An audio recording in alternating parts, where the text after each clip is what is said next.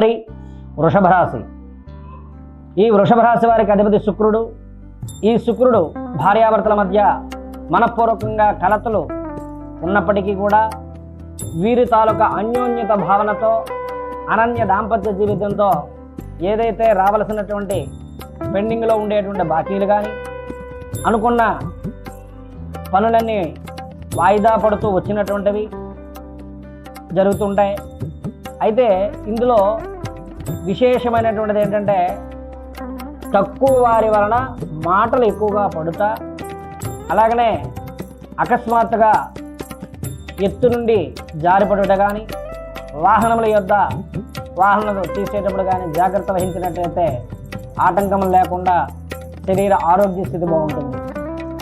అలాగనే విద్యార్థులకు, రాజకీయ నాయకులకు, వ్యాపారస్తులకు, కళాకారులకు కూడా కొద్దిగా అభిప్రాయ భేదములతో అడ్డంకులు వస్తూ ఉంటాయి.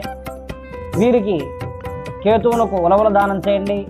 ఎందుకు అనగా మనసు ఏదైతే సంకల్పించినటువంటి కార్యం ఉంటుందో పరిపరి విధములుగా మనశ్శాంతిల్య బుద్ధిని కేతువు ఇస్తాడు. కాబట్టి ఆ కేతువుకి శాంతిపూర్వకంగా దానము చేసి శివాలయంలో అభిషేకం చేసినట్టయితే పరమేశ్వర అనుగ్రహాన్ని పొందుతారు. తద్వారా శుభ ఫలితములు పొందగలరు.